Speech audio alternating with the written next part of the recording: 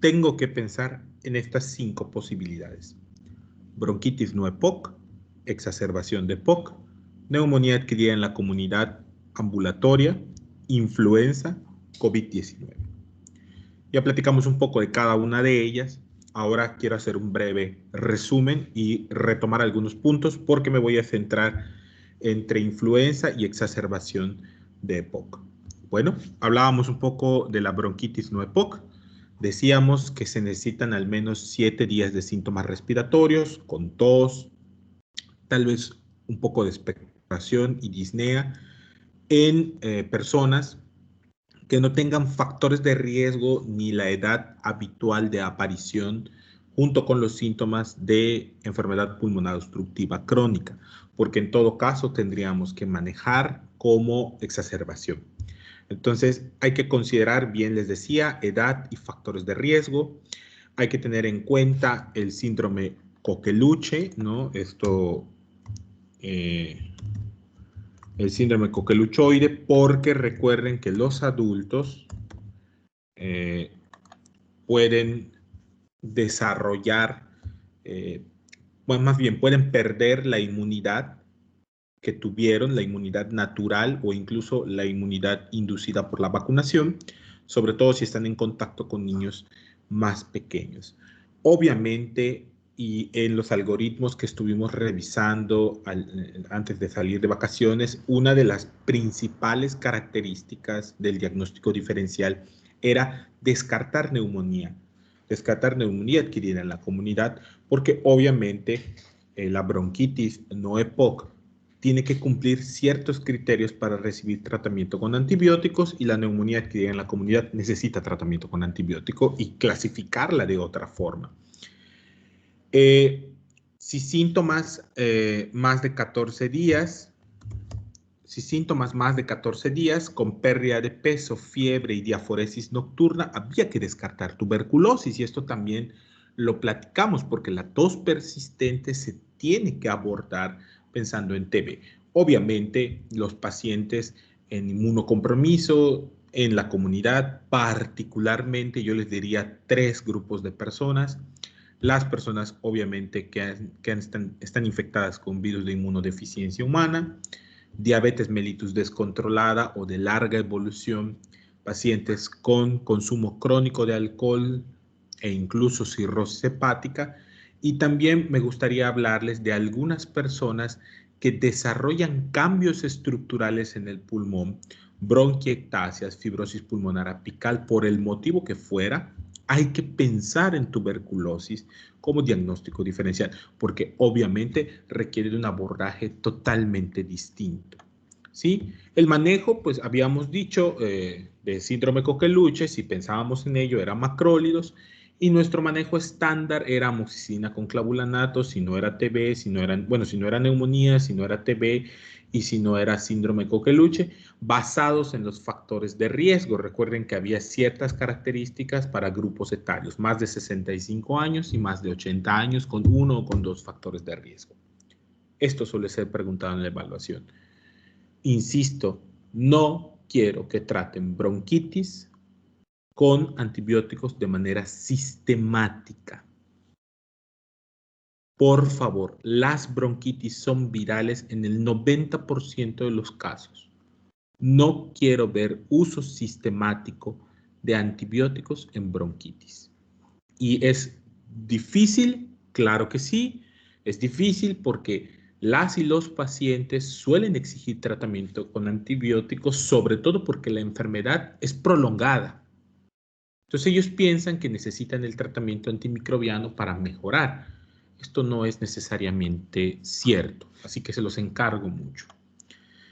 Vamos a hablar ahora de neumonía ambulatoria. Bueno, decíamos que la neumonía adquirida en la comunidad, a diferencia de la bronquitis no EPOC, pues es una neumonía, es un cuadro que se establece súbito. Generalmente en 48 o 72 horas están presentes la mayoría de los síntomas.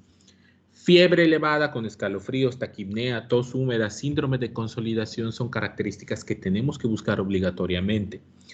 Hay que tener cuidado con los adultos de la tercera edad porque ellos pudieran no tener fiebre y presentar inicialmente alteración del estado de conciencia. Particularmente el adulto o la adulta mayor tiene poca tolerancia a la hipoxemia cerebral. Entonces, hacen alteraciones del estado de conciencia.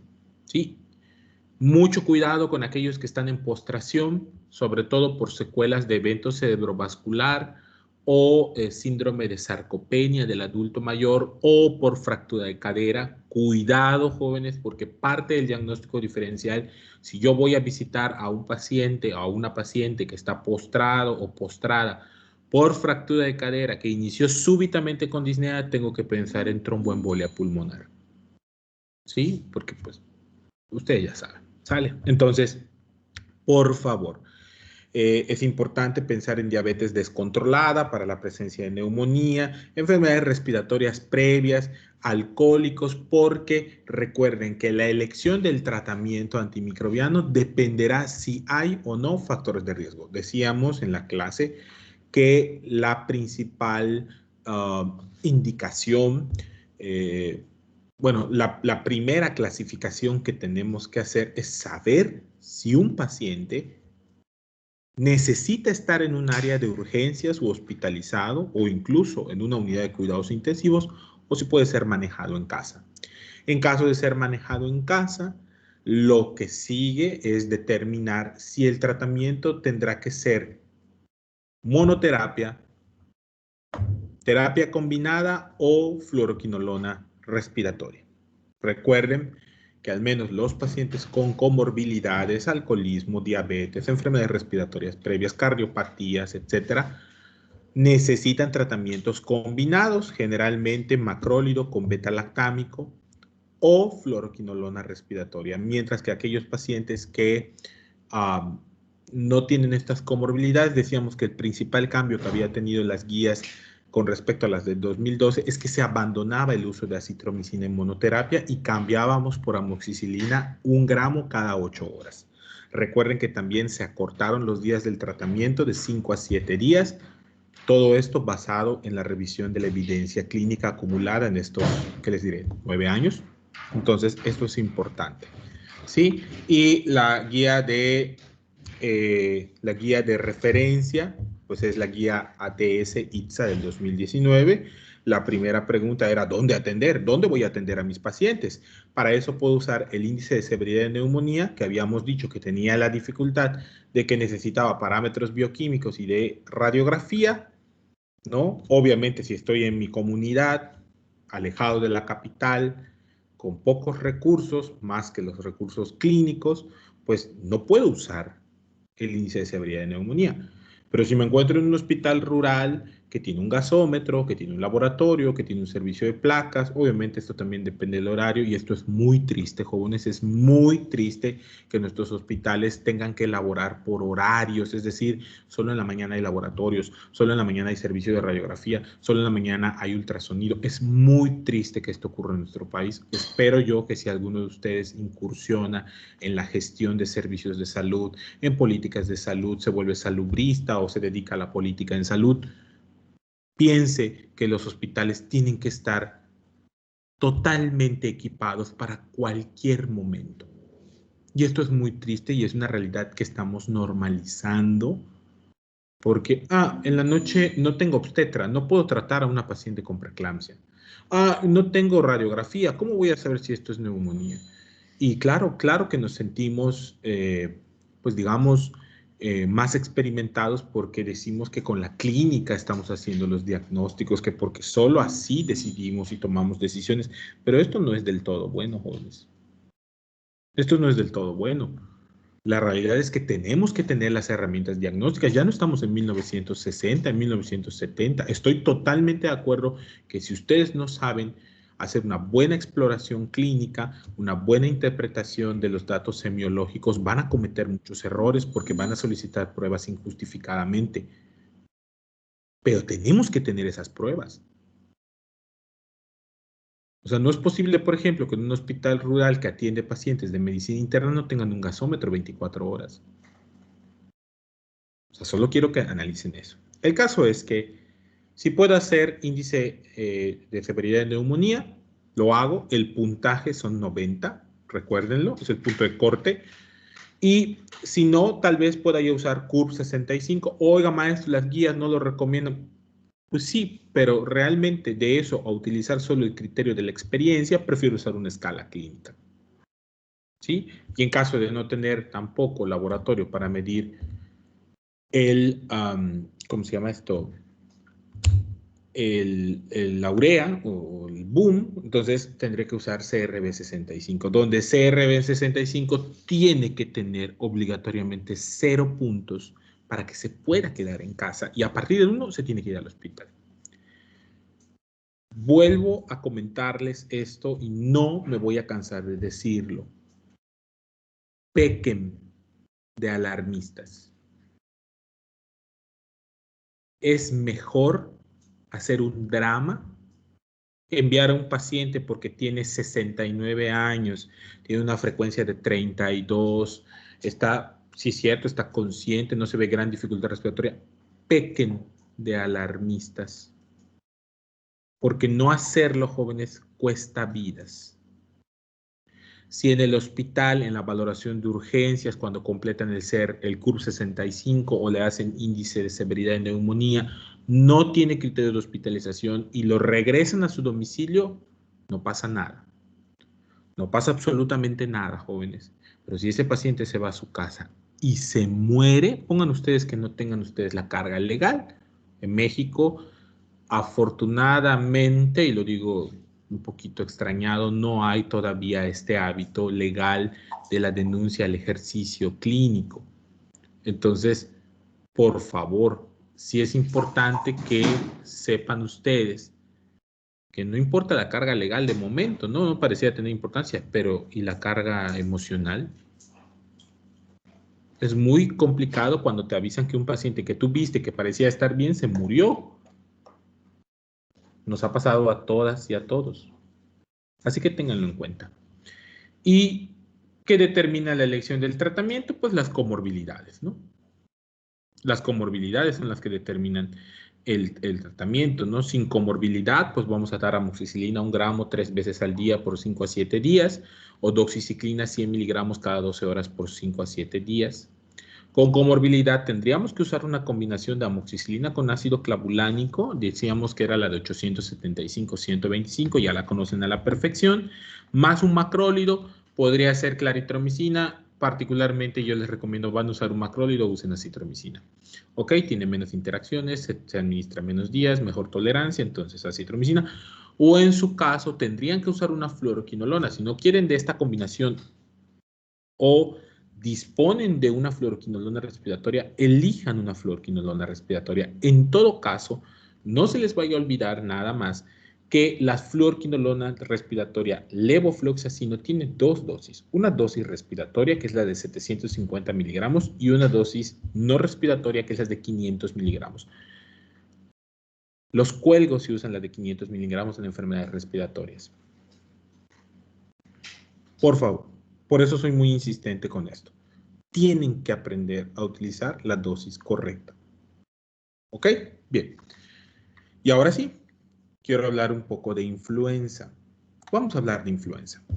Ya saben ustedes, influenza es un paramoxivirus, paramyxoviridae. Entonces, la influenza, desde la pandemia de 2009, se convirtió en un tema de gran importancia. Ustedes estaban todavía en 2009, ¿dónde estaban? ¿En la primaria estaban todavía? ¿Estaban ustedes en la primaria?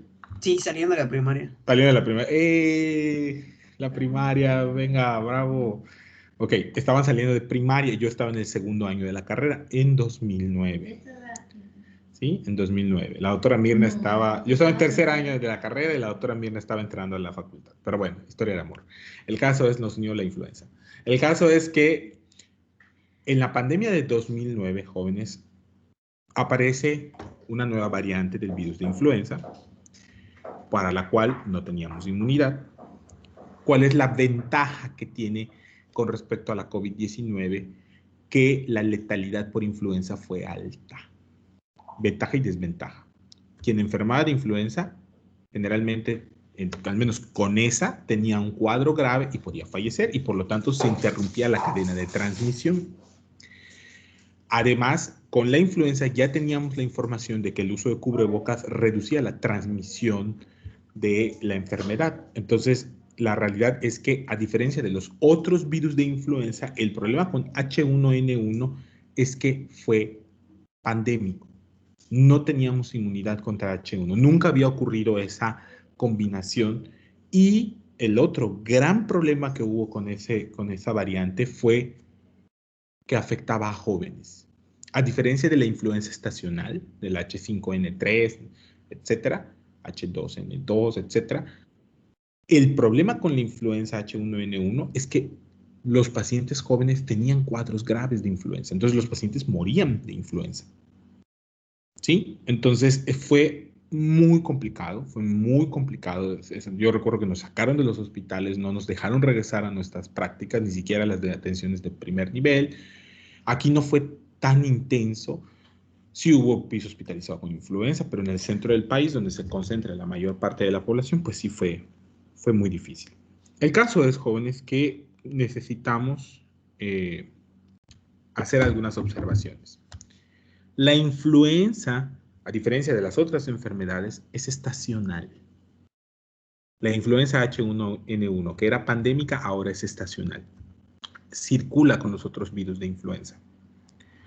Entonces, la posibilidad del diagnóstico de influenza tiene que ser mayor en el periodo de influenza. Y ustedes se preguntarán, ¿cuál es el periodo de influenza? Generalmente finales de noviembre hasta más o menos la mitad del mes de abril. Durante esos meses la transmisión y la circulación del virus es mayor. ¿Me puede dar influenza en otro momento del año? Sí, sí te puede dar influenza, porque hay sitios, por ejemplo, en el centro del país, que la temperatura favorece a que el virus todavía circule en menor cuantía, pero circula. En cambio, aquí, donde ayer, por ejemplo, había una sensación térmica de 50 grados, pues es raro, por ejemplo, que yo tenga influenza en julio o que yo vea influenza en junio. No deberían pensar ustedes en ese diagnóstico, a menos que los datos clínicos sean muy obvios, pero no deberían pensar en influenza, ¿sí? Entonces, esa es la primera consideración. No pensar inmediatamente en influenza si nos encontramos fuera de la temporada. Finales de noviembre, mediados de abril, termina la temporada. Por esto, cuando inició la pandemia, el año pasado, cuando nos encontrábamos en julio, empezó a ser muy criticado que médicas y médicos utilizaran oseltamivir como parte del tratamiento empírico, porque en realidad no hay influenza en junio, julio. ¿Sí? Ahora, esta es otra parte que yo quiero que ustedes sepan. El tratamiento de influenza es de sostén. Si yo no pertenezco a un grupo de riesgo, solamente requiero manejo de sostén, no requiero antiviral. Ojo, esto es muy importante, porque solemos asociar influenza con la necesidad de administrar oseltamivir, y esto no es cierto. Si yo soy un adulto joven, sin comorbilidades, si soy mujer, no me encuentro en gestación, no soy fumador, no fui un paciente atópico con asma, no tengo ninguna condición pulmonar o cardíaca previa, el manejo es de sostén. ¿Cuál es el manejo de sostén? Antipiréticos, ¿sí? Reposo, datos de alarma y medidas de contención para evitar el contagio. Es todo. ¿Cómo identifico influenza? Quiero que piensen en el peor catarro de sus vidas. Lo peor que les podría pasar, obviamente después de algunas otras cosas, pero una de las cosas que menos le deseo a alguna persona es que padezca influenza. ¿Ok? Aquí, pregunta, ¿alguno de ustedes ha tenido influenza? se ha enfermado de influenza que les hayan confirmado influenza o que sospechaban clínicamente de influenza? ¿Ninguno de ustedes? Son muy saludables. En el otro grupo había 4 que tuvieron influenza. Bueno, va de nuevo. A diferencia de COVID-19, de bronquitis no EPOC, la influenza es un cuadro de inicio súbito, con fiebre muy alta, tos intensa, cefalea intensa, mialgias, artralgias. No suele haber pérdida del olfato ni ninguna otra alteración que pudiera hacernos pensar en COVID-19. ¿Ok? Pueden hacer prueba rápida, pero quiero que sepan que la sensibilidad de esas pruebas es cerca del 50%, o sea, van a diagnosticar a 1 de cada 2 pacientes. Y si siguiera cumpliendo datos clínicos de influenza, pues tiene influenza hasta no demostrar lo contrario. ¿Ok? Entonces, solo debo tratar a grupos de riesgo. ¿Y con qué los voy a tratar? Con oseltamivir. Hasta hace algunos años, unos 15, 20 años, podíamos utilizar amantanos, rimantadina o amantadina. La introducción de la amantadina como parte de los antigripales de venta libre ha provocado resistencia en un 90% a la influenza y por lo tanto ya no tienen utilidad. No tenemos Zanamivir en México, así que el tratamiento de elección es oseltamivir. ¿Alguien sabe cómo se llama la marca original de oseltamivir? Tamiflu. Es el Tamiflu. Muy bien, es el Tamiflu. Hay ya en el mercado marcas genéricas. Actualmente, por la pandemia de COVID, el costo de una marca genérica está entre los 250 300 pesos. El Tamiflu está entre los 600 700 pesos. ¿Ok? Entonces, ¿cómo voy a daros el Tamivir? Son cápsulas de 75 miligramos. Las vamos a dar cada 12 horas por 5 días. Y lo importante es que el tratamiento se inicie en las primeras 48 horas desde el inicio de los síntomas, desde la aparición de los síntomas.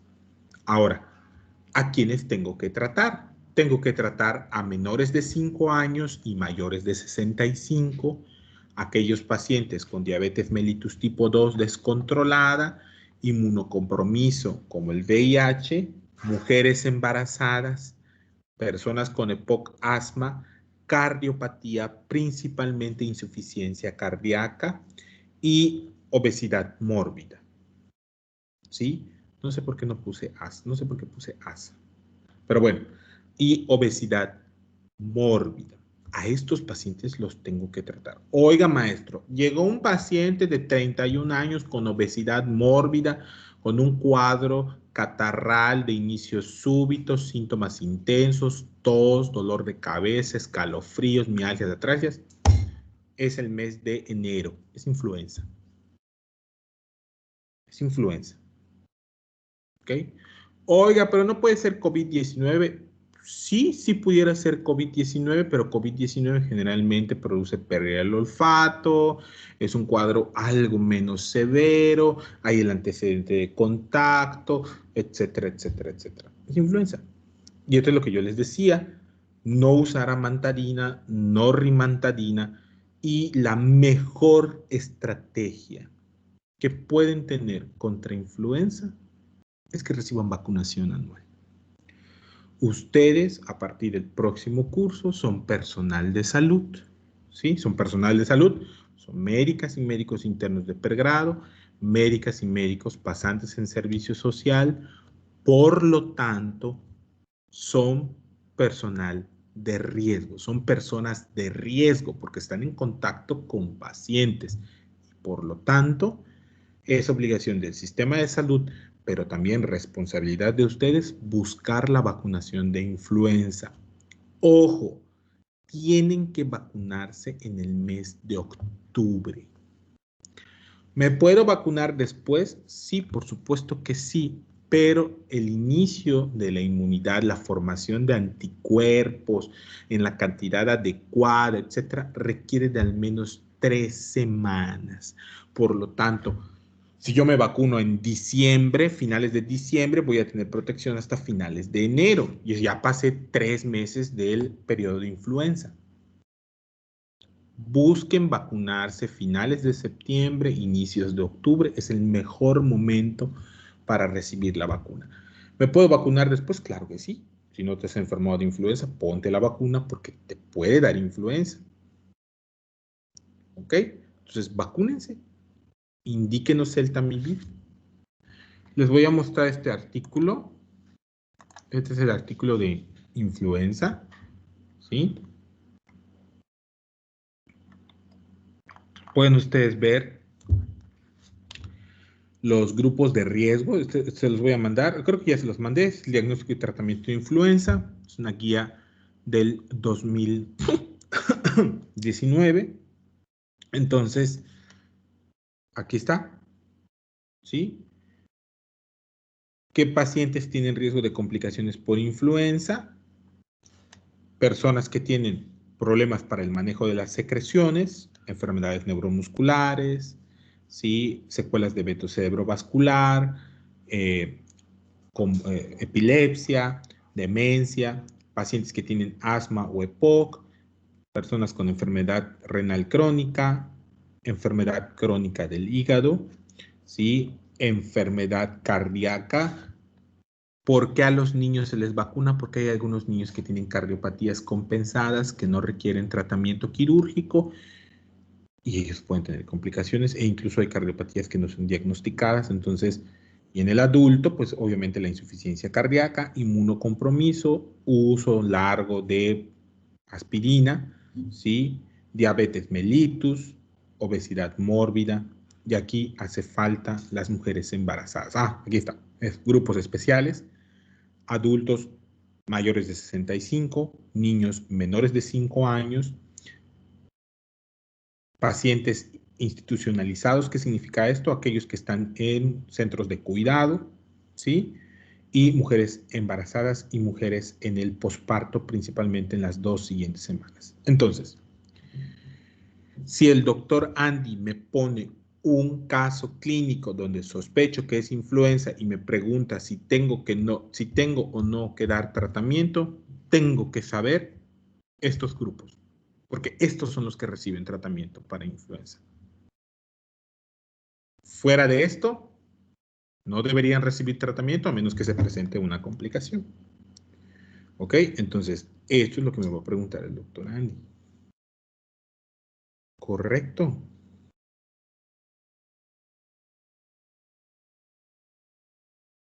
Muy bien.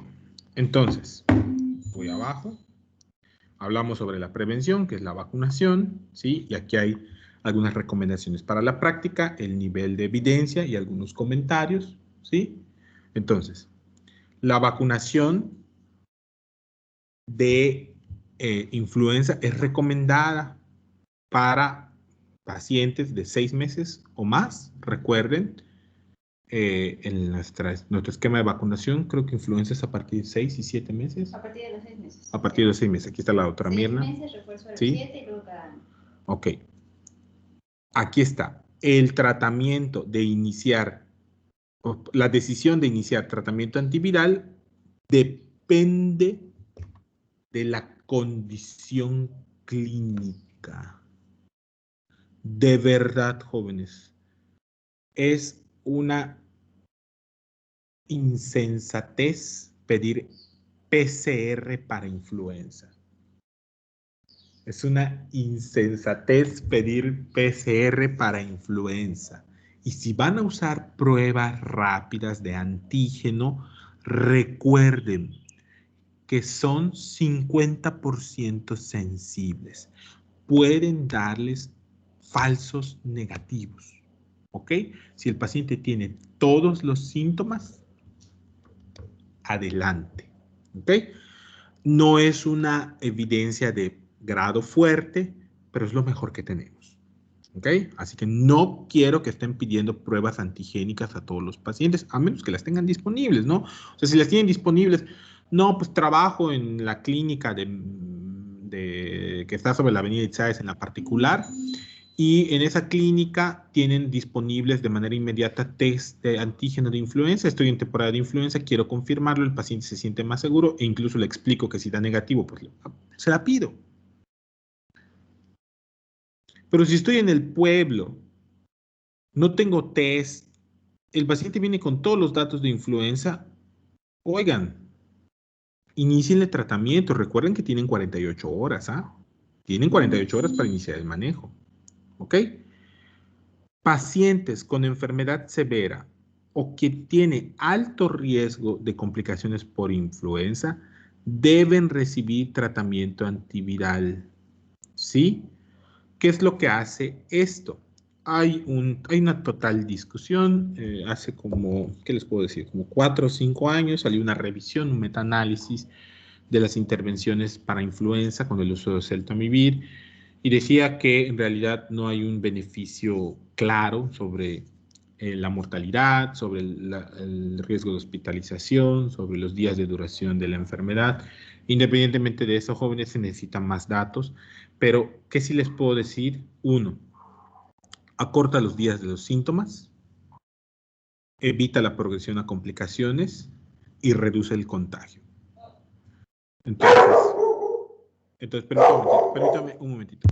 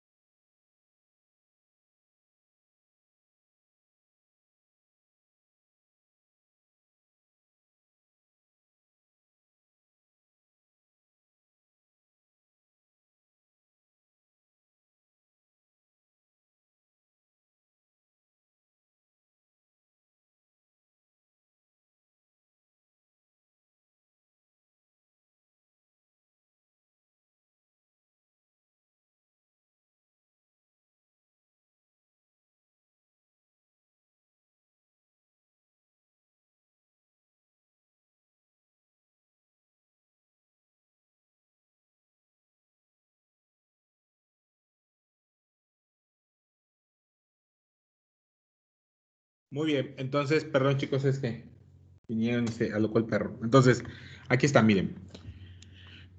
Pacientes con enfermedad severa o que tienen alto riesgo de complicaciones deben recibir oseltamivir.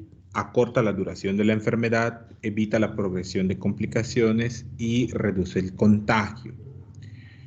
En este momento en Estados Unidos se utiliza oseltamivir, peramivir, baloxavir y zanamivir. Sin embargo, en nuestro país solo tenemos Tamiflu, o sea, oseltamivir, ¿sí? Aquí es muy importante esto. Oseltamivir se debe administrar en las primeras 48 horas, idealmente en las primeras 24 del inicio de los síntomas. Y quiero ser muy claro con esto, jóvenes, porque a veces los pacientes llegan con una semana después de síntomas y les inician oseltamivir. La única indicación para iniciar oseltamivir pasadas estas 48 horas es que el paciente tenga enfermedad grave. Y puede ser hasta en una semana de haber iniciado los síntomas. Pero si es un paciente con sintomatología leve que tiene factores de riesgo, por favor, no inicien oseltamivir si ya pasaron esas 48 horas porque el beneficio es mínimo y hay efectos adversos y afectación al bolsillo. Es caro oseltamivir. Y en embarazadas preferimos oseltamivir. ¿Ok? En embarazadas preferimos oseltamivir. Muy bien. No sé si alguien tiene alguna pregunta, duda o comentario, jóvenes. ¿Algo que quieran saber en particular? ¿Todo bien? Ok. Entonces, Sí, doctor, hábleme usted. solo, o sea, en que puso lo de no ASA en el Word, Ah, ya sé tal por vez qué, por síndrome de quiso Reye. poner, ajá, tal vez quiso poner aspirina, se lo iba a comentar. Perdón, gracias. Muy buena observación. Sí, ahorita que lo dijiste dije, ¿por qué lo habré puesto? Ya. No se debe dar aspirina en influenza, jóvenes. Hay asociación con síndrome de Reye. ¿Sale? Porfa, no lo usen, no lo usen, no lo usen. Y aquí están las comparaciones del tratamiento de la influenza. ¿Sí? Pueden ver el oseltamivir. La gran ventaja que ya tenemos, jóvenes, hasta hace algunos años era un ritual extraño para los niños porque había que abrir la cápsula de oseltamivir, diluirla en agua. O sea, era, de verdad, era muy complicado. Ya tenemos oseltamivir en suspensión. ¿Ok? Ya hay presentación pediátrica. Entonces, esto es importante, jóvenes, porque, bueno, es más cómodo ahora para niñas y niños. ¿Ok? Y aquí pueden ver ustedes que el tratamiento ideal para niños mayores de 13 años y adultos son 75 miligramos 2 veces al día por 5 días. Y aquí están las dosificaciones en niños, no me voy a meter por el momento con ellas. Lo que sí necesito que aprendan es la dosificación del adulto. ¿Ok? Y es importante que deben recibir tratamiento en 48 horas. Lo más rápido que ustedes puedan. ¿Ok? Muy bien. Perfecto. ¿Qué más les puedo decir sobre influenza? Aquí, esto es quimioprofilaxis de influenza, no nos vamos a meter tampoco en esto, porque en realidad pocas veces hacemos quimioprofilaxis, se refiere a que un paciente estuvo expuesto a influenza y después de estar expuesto a influenza, recibe tratamiento para evitar enfermar de influenza. No me voy a meter con eso. Y ya. Muy bien. ¿Alguien tiene alguna duda, pregunta o comentario sobre influenza? Fue una revisión súper rápida. Permítame, la otra también me está preguntando. ¿Qué pasó? Nada más que recuerden que si se vacunan de influenza por primera vez cuando ya sean internos, tienen que vacunarse, tienen que tener su refuerzo, como si fueran niños. Dice la doctora Mirna que si no se han vacunado de influenza en mucho tiempo o si nunca recibieron vacuna de influenza después de sus dosis de niños, que tienen que vacunarse como si fueran niños, es decir, les ponen una y luego tienen que tener un refuerzo al mes. Al mes. Ajá. O sea, si cuando ellos eran niños no recibieron el esquema, si ellos cuando tenían 6 meses no les pusieron la vacuna de la influenza y el refuerzo a los 7, ahora que empiecen a vacunarse de influenza porque se tienen que vacunar de influenza. Sí, se tienen que vacunar de influenza. ¿Quiénes ya tienen dosis de influenza? Levanten su mano, porfa. Levanten su manita. ¿Quiénes ya tienen dosis de influenza? Solo 3 de 30 y cacho. 6, 7, 8, 9, 10, 11. Muy bien, muy bien, muy bien. Porfa, jóvenes, los que no se han vacunado, vacúnense apenas lleguen al hospital. Cuando se conviertan en médicas y médicos, vayan al módulo de vacunación y pregunten, enfermera, enfermero, ¿tendrá usted una vacunilla de influenza para este pobre interno? Si les dicen que sí, vacúnense. De hecho, los enfermeros en el hospital rural suben a buscar. Así. ¿Quién ya se vacunó y vacuna a todos? Así que ya saben, jóvenes. Otra cosa, ya se los había yo dicho, vacúnense contra varicela zóster.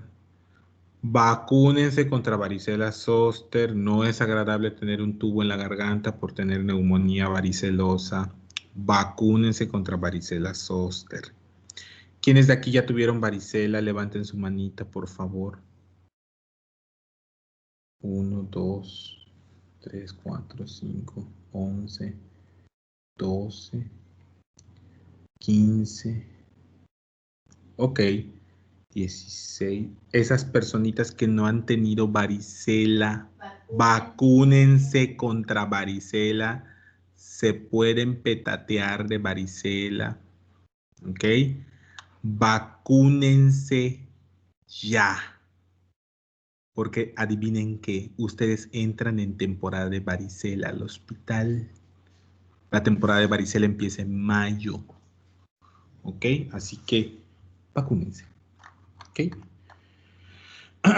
Hay centros de vacunación privados, ¿no? Que tienen varicela, tienen vacuna contra varicela. Igual para hepatitis A, si no se han vacunado, no han tenido hepatitis A, vacúnense contra hepatitis A. Porque o sea, no te vas a morir, ¿no? Pero no manches, qué horrible que te hepatitis A, estás vomitando. Que revisen si tienen vacuna contra hepatitis B porque antes no estaba. Ah, también para hepatitis B, sí es cierto, porque luego los pacientes convulsionan, se te desvía tu aguja y te picas y no es que me haya pasado en mi primer mes de interno.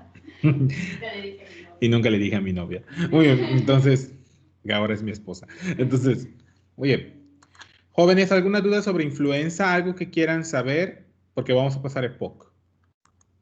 ¿Todo bien? Ok, entonces vamos a hablar ahora de EPOC. Exacerbación de EPOC. Aquí está. Mándeme. Que son como que las principales características son influenza, alguna otra enfermedad respiratoria.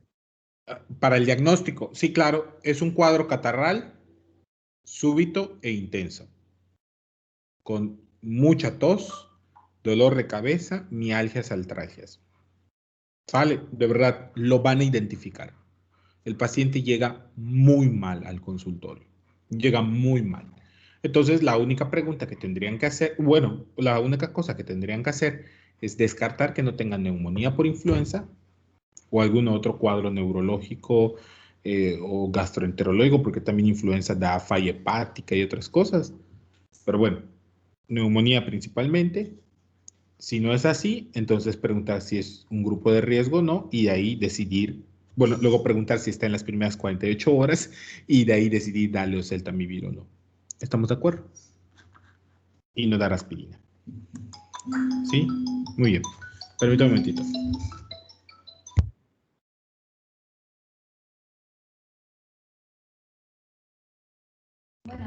Bueno, entonces vamos a hablar ahora de exacerbación de EPOC. ¿Qué pasa con la exacerbación de EPOC? Ustedes ya conocen la enfermedad pulmonar obstructiva crónica, la vieron creo que en cuarto curso. En la enfermedad pulmonar obstructiva crónica hay un flujo limitado, una limitación persistente y progresiva del flujo aéreo. Principalmente ocurre por exposición a factores ambientales o al humo de cigarro en nuestras comunidades por la exposición a humo de leña, principalmente en las mujeres. Entonces hay un daño progresivo e irreversible, es decir, los pacientes no recuperan la función pulmonar. Y es precisamente porque no recuperan la función pulmonar que el mejor tratamiento para la exacerbación de EPOC es no tener exacerbación de EPOC. ¿Ok? Es no tener exacerbación de EPOC. Porque con cada exacerbación, jóvenes, con cada cuadro de EPOC, empeora la función pulmonar. ¿Ok? Empeora la función pulmonar y perdemos función pulmonar. Por lo tanto, el mejor tratamiento para la exacerbación, jóvenes, es no tener exacerbaciones.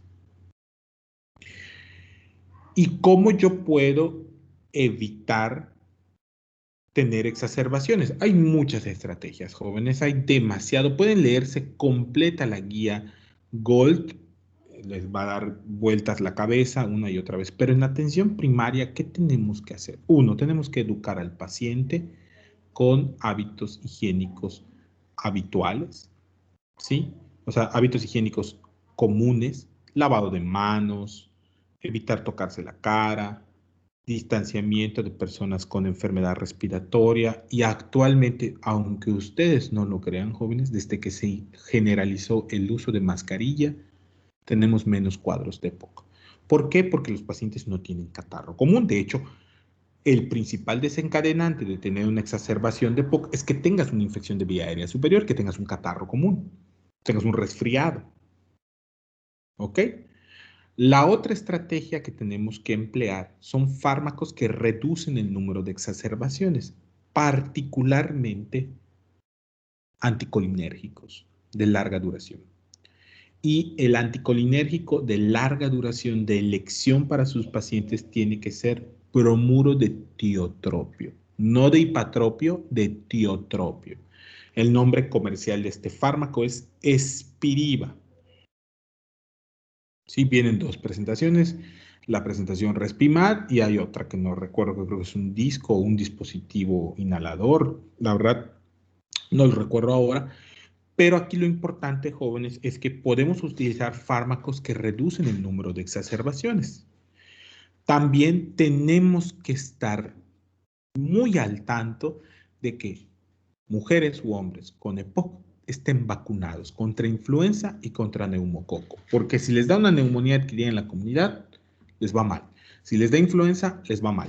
Por lo tanto, tenemos que buscar que estén inmunizados. ¿Ok? Entonces, obviamente, también aquí no está, pero creo que es más que obvio que tienen que abandonar la exposición. En este caso, al hábito tabáquico, puede ser también a la combustión de humo de leña, contaminantes ambientales, que puede ser de causa laboral o no laboral. El ejemplo que tengo para ustedes son las personas que preparan carbón. Sigue siendo muy común en las comunidades que se prepare carbón y estas personas están expuestas a cantidades enormes de humo. Entonces pueden hacer EPOC. ¿Ok? Personas que viven en ciudades con alta polución, con mala calidad del aire, también pueden desarrollar EPOC y tal vez la recomendación, aunque suene extremadamente dramático, sea pedirles que cambien su residencia. ¿Sí? Entonces, independientemente de ello, lo que quiero que ustedes sepan sí o sí es evitar desencadenantes. Los principales son las infecciones de vía aérea superior, fármacos que reducen el número de exacerbaciones, particularmente anticolinérgicos de larga duración, bromuro de tiotropio, Spiriva, vacunación antineumocócica y antiinfluenza, y que abandonen la exposición. ¿Ok? Ok. Ahora, ¿hasta aquí alguien tiene alguna duda? ¿Todo bien? Me voy a permitir mostrarles esto. Esta es la guía Gold. La última es del 2020. No sé si ya hay una revisión 2021. Esta es la guía Pocket. Creo que la de 2019 está en español. No hay muchos cambios con respecto a la guía 2020, pero es importante que ustedes sepan, creo que ya lo conocen, este cuadro. Este es el manejo clínico de los pacientes con EPOC, farmacológico. ¿Ok? En este cuadro nosotros clasificamos a los pacientes de acuerdo a la función pulmonar. De hecho, aquí no está, pero debería ser, por ejemplo, en grado 1 y 2, 3 y 4, al número de exacerbaciones por año u hospitalizaciones y a un índice que puede ser cualquiera de estos dos, son cuestionarios sobre la calidad de vida, ¿sí? Obviamente, los pacientes más afectados son los pacientes de los grupos D y B. ¿Ok? Son D y B. ¿Por qué? Porque estos requieren la combinación de varios fármacos, ¿sí? Y suelen tener mala calidad de vida, vean. Suelen tener mala calidad de vida. Entonces, cuando ustedes clasifiquen a un paciente, ¿qué puede preguntar el doctor Andy? Puede preguntar el doctor Andy, darles a un paciente que ya está clasificado y que ustedes decidan cómo manejarlo. ¿Ok? Porque los pacientes, por ejemplo, del grupo B, si bien es cierto que no tienen muchas exacerbaciones, pero tienen muchos síntomas, es decir, tienen mucho deterioro de la función pulmonar. ¿Ok? No tienen síntomas, no tienen, o sea, no tienen exacerbaciones, perdón, pero tienen muchos síntomas y tienen muy mala calidad para vivir. No hablemos del grupo D, que tienen muchas exacerbaciones, dicen aquí, más de 2 exacerbaciones moderadas o más de una hospitalización, y además tienen mala calidad de vida y tienen pruebas de función pulmonar muy alteradas. ¿Ok? Entonces, esta clasificación, recuérdenla, búsquenla de nuevo. No es una clase de terapéutica de poco estable, pero sí ténganla en cuenta. ¿Ok? Entonces, ahí están las exacerbaciones, cómo se deberían manejar. ¿Ok? Ahora, me voy a ir hasta aquí. Permítanme. Exacerbaciones. A ver, permítanme. No.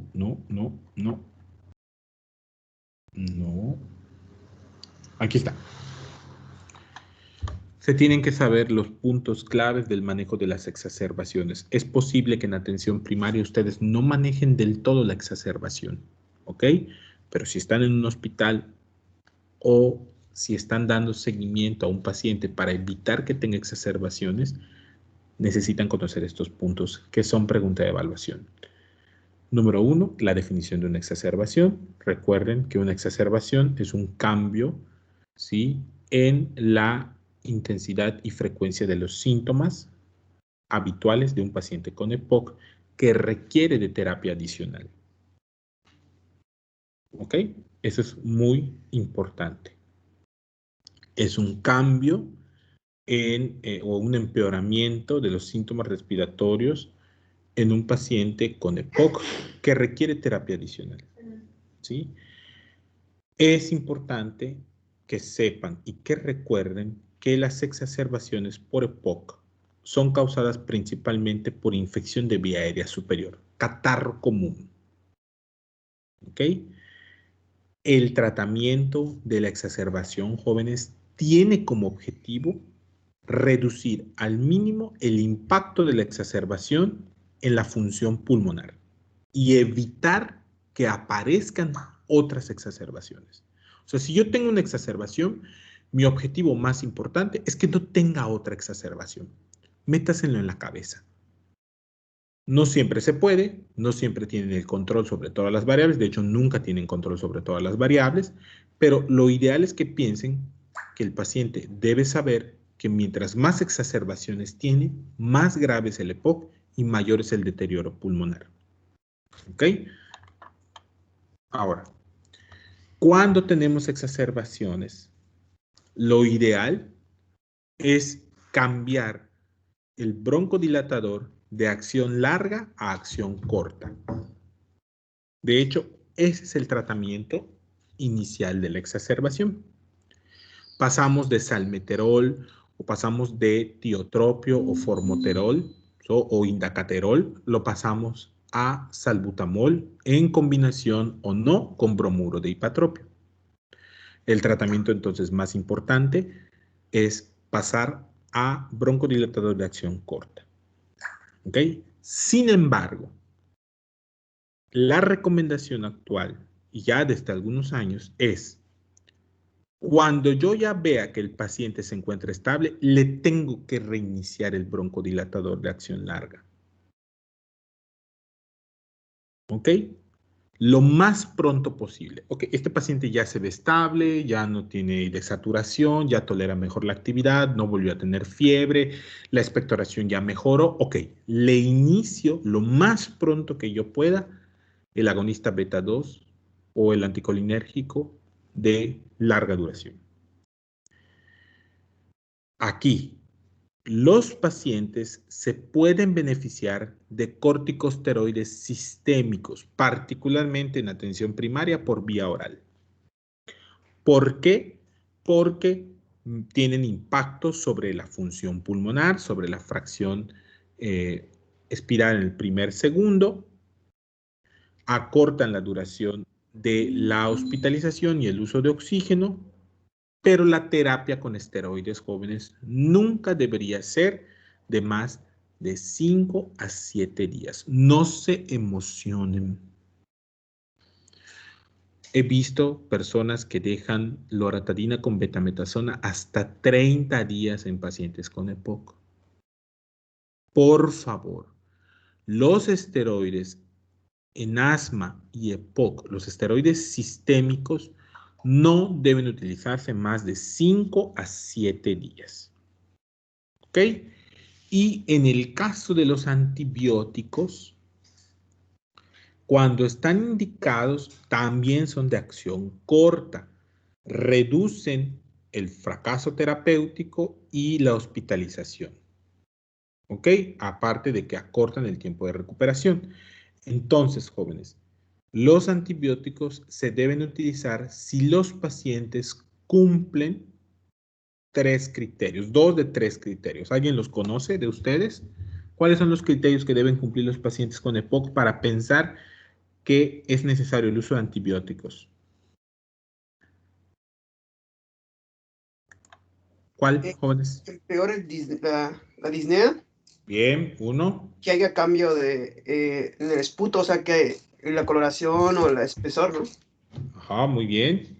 Y que aumente la expectoración. Ok, entonces son 3 criterios. 1, aumento de la disnea. 2, cambio en el aspecto de la expectoración del esputo, particularmente cambio en la purulencia del esputo. Ese es el principal cambio que deben ustedes identificar. Y 3, cambio en la cantidad de expectoración. Si ustedes se dan cuenta, aquí no hay tos, aquí no hay fiebre, ¿ok? No son criterios. Pudieran ustedes considerarlo en el contexto. Claro, no tiene fiebre elevada, tiene una radiografía horrible, tiene leucocitosis. Oye, no importa que no tenga cambio en la expectoración del esputo, pero yo les pregunto a ustedes, ¿de verdad en el consultorio van a tener biometría hemática disponible en menos de 3 horas? ¿Van a poder hacer ustedes una radiografía de tórax en menos de 3 horas? Sí, sí se podría hacer, si están en el consultorio correcto, ¿no? Pero ¿de verdad van a poder hacerlo? Entonces, estos 3 criterios son muy útiles. Con 2 de 3 yo ya puedo dar antibiótico. ¿Qué antibiótico? Hasta la guía del 2019 era acitromicina. ¿Por qué? Porque se toleraba bien, porque tenía buena cobertura antimicrobiana, porque se daba por 5 días y porque además la acitromicina tiene un efecto inmunomodulador que se cree participa en la resolución de la exacerbación. Por eso se usaba acitromicina. Pero realmente pudieran utilizar amoxicilina con clavulanato, pudieran utilizar una fluoroquinolona, pudieran utilizar clindamicina, ¿no? Todo depende. De momento creo yo que está bien que puedan seguir usando acitromicina como tratamiento antimicrobiano inicial en el paciente con EPOC. De hecho, no sé si esta guía aclara eso. Lo que sí quiero decirles de una vez, jóvenes, por favor,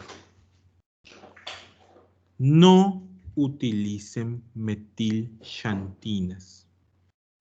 ¿Cuáles son las 2 metilxantinas que tenemos aquí en el país? ¿O cuáles son las 2 que se utilizan, jóvenes?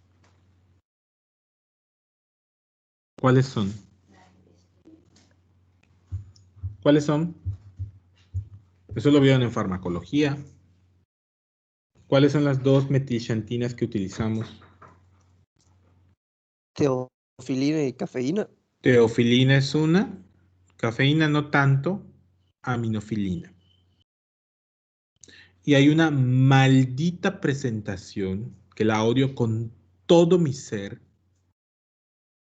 que la detesto, que se llama aminoefedrizón, NF. ¿La conocen, jóvenes? ¿Conocen ese medicamento?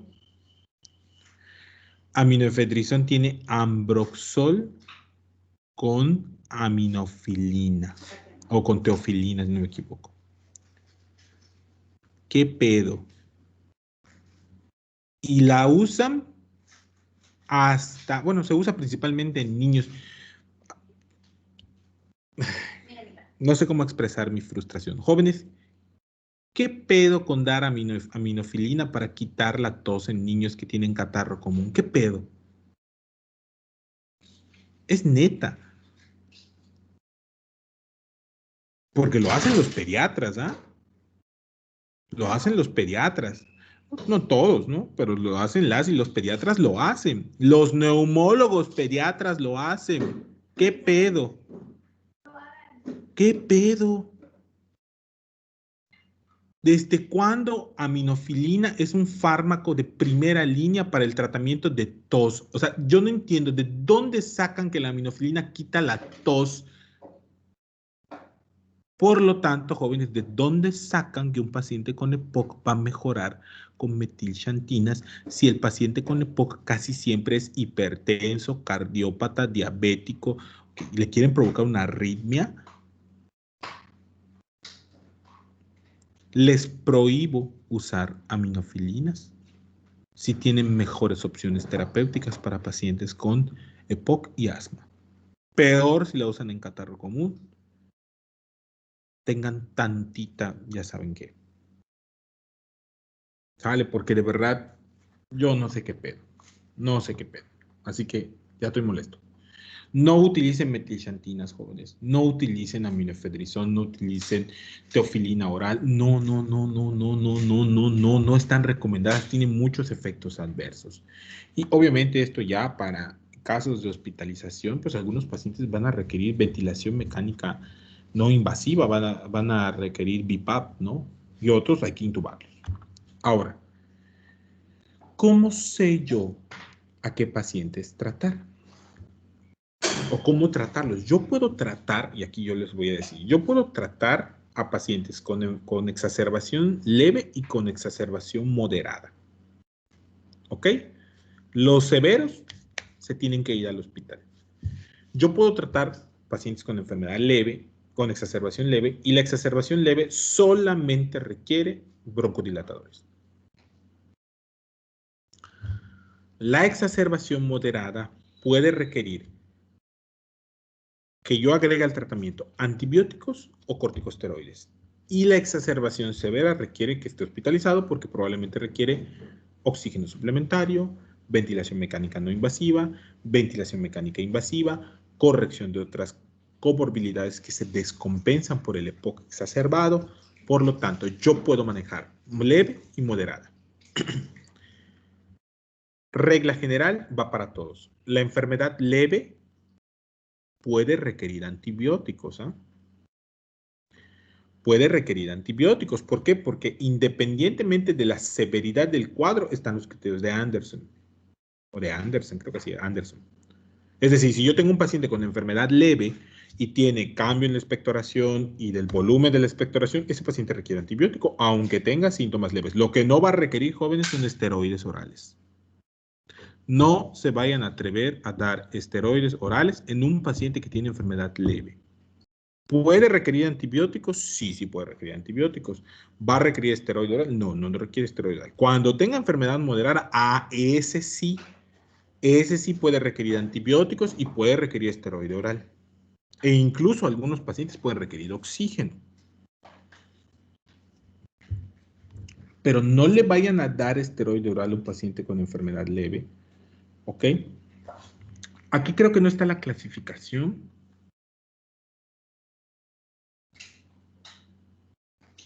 Ujú. Permíteme. Ok, aquí está. Esto es importante. Esta guía utiliza todos estos parámetros para clasificar. Yo les diría, enfermedad leve, no falla respiratoria, enfermedad moderada, falla respiratoria, pero que no compromete la vida, y enfermedad grave, falla respiratoria, que compromete la vida. En la enfermedad leve, jóvenes, la frecuencia respiratoria de un adulto debe estar entre 20 y 30 latidos, voy a decir, latidos, bloqueadísimo, entre 20 y 30 respiraciones por minuto. No debe utilizar músculos accesorios. Recuerden, músculos accesorios intercostales, escalenos, esternocleidomastoideo. Fíjense en esos, por favor. Y no debe tener cambio en el estado mental. El paciente debe estar perfectamente lúcido. Y aquí nada más les hago la observación. Si estuvieran en una unidad hospitalaria, rural, ok, perfecto. Pudieran ustedes medir la PCO2, ¿sí? La presión arterial de dióxido de carbono, y no debería haber cambios con un gasómetro, ¿no? Ok. Ahora bien, en la guía anterior, y esto se los paso al costo, decía saturación del 94% para arriba. Un paciente que tiene más de una saturación de más del 94%, estamos bien. Tiene enfermedad leve. ¿Ok? Repito de nuevo. Frecuencia respiratoria entre 20 y 30. No uso de musculatura accesoria. No alteración del estado de conciencia. Y una saturación de más del 94%, enfermedad leve. Enfermedad moderada. Frecuencia respiratoria de más de 30. Uso de músculos accesorios. Pero no hay cambios en el estado mental. Y la saturación no se desploma por debajo de 90. Estamos bien. Lo pueden rescatar todavía. ¿Ok? Lo pueden rescatar. Todo lo que esté por fuera de eso llega desorientado, llega somnoliento, llega con frecuencia cardíaca de 40. ¿Ok? Llega con disociación toracoabdominal, está pálido, hipotenso. Ok, ese no es de ustedes. Saturación de 88, no es de ustedes. ¿Qué les recomendaría yo? En lo que hacen la nota, esteroide parenteral, nebulización de rescate y se va al hospital. Y en la nota ustedes describen lo que encontraron. ¿Sí queda claro, jóvenes? ¿Qué esteroide parenteral? Metilprednisolona. ¿Ok? Muy bien. Entonces, ¿dudas, preguntas o inquietudes, jóvenes? ¿Algo que quieran saber en particular? ¿Sí? ¿Todo bien? ¿Nadie, jóvenes? Sí, les van a llegar. Estos pacientes les van a llegar. Yo no estoy inventando nada. Estos pacientes les van a llegar y les van a llegar mal. Mal, pero así mal. Y ustedes van a estar, ay, ¿qué dijo el doctor Andy? Se van a acordar de mí. Entonces solo quiero mostrarles el resumen. ¿Cuáles son los antibióticos que puedo utilizar? Amoxiclavulanato, acitromicina, levofloxacino. ¿Qué esteroide oral puedo utilizar? Pueden utilizar prednisona, jóvenes. Siempre prefieran prednisona. O pueden usar prednisolona. La prednisolona, digámoslo de alguna forma, es la prednisona, pero en solución, porque hay adultos mayores que no pueden tragar tabletas. Entonces no sean malitos que les den prednisolona. Y la dosis debe ser de 0.5 a 1 miligramo por kilogramo día. Insisto aquí, solo a partir de moderados. No quieran darlo en enfermos con padecimiento leve. ¿Ok? 0.5 a 1 miligramo por kilogramo día, una sola dosis. Es una vez al día por 5 a 7 días. Los inhaladores, cambiamos a inhalador de acción corta. ¿Yo qué les recomiendo? Yo les recomiendo utilizar combinado ipatropio de salbutamol con ipatropio de salbutamol. Bromuro ipatropio con salbutamol. ¿Ok? Eso yo les recomiendo. ¿Por qué? Porque fallan muy frecuentemente con salbutamol. Si no les queda de otra y solo tienen salbutamol, usen salbutamol. ¿Qué es lo recomendable? Que el paciente haga las inhalaciones, tenga su inhalador y él haga las inhalaciones, verifiquen la técnica de inhalación. Entonces se inhala como si estuvieran nebulizando. 2 a 4 inhalaciones cada 20 minutos por 3 ciclos. Es decir, 4 inhalaciones, espero 20 minutos, 4 inhalaciones, espero 20 minutos, 4 inhalaciones, ya tengo los 3 ciclos. ¿Ok? En el caso de que ustedes tengan que nebulizarlos, la recomendación, jóvenes, es 0.03 mililitros de salbutamol, máximo 1 mililitro, que son 5 miligramos, y completar con 3 mililitros de solución fisiológica. Intente regresar lo más pronto posible al tratamiento inicial, es decir, al tratamiento con broncodilatador. Muy bien.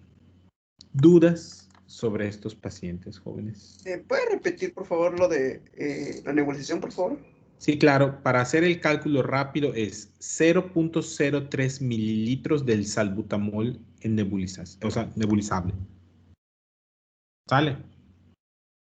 Y en el caso, eso si tuvieras el frasco, en el caso de ampolletas con ipatropio salbutamol, es una ampolleta completa. En el adulto es una ampolleta completa, generalmente con 2.5 mililitros de solución salina o hasta 3 mililitros de solución salina.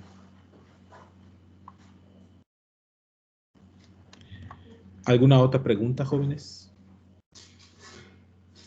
¿Algo que quieran saber?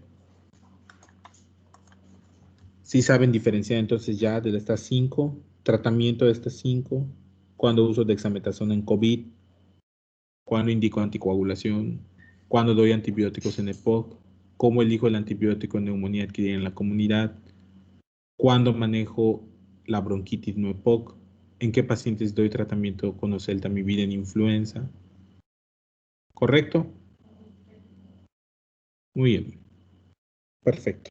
Jóvenes, su silencio o me genera mucha tranquilidad o me preocupa demasiado, pero habitualmente me preocupa. No se queden callados. ¿Sale? Mañana vamos a empezar a ver diarrea. Vamos a centrarnos en diarrea del adulto. Ese apartado particularmente les recomiendo revisarlo en la guía Sanford, ¿sí? Porque ahí está muy bien clasificado cómo vamos a tratar diarrea. También vamos a hablar un poco de diarrea en el niño, pero creo que, perdón, el jueves tenemos que tener clase. No sé si tienen las guías Gold, la guía de influenza la tienen allá, se las pasé, se las hice llegar, ¿sí? ¿O no la tienen? No, doctor, el de la influenza no. Ahí se las paso entonces. Nos vemos el jueves. Cualquier duda que tengan a lo largo de la semana, háganmela saber. ¿Correcto? Estudien, por favor, lo que necesiten. Nos vemos, chicas y chicos. Buen regreso a clases. ¿Sale? Gracias, doctor. Bye, bye. Que estén bien. ¿Sale?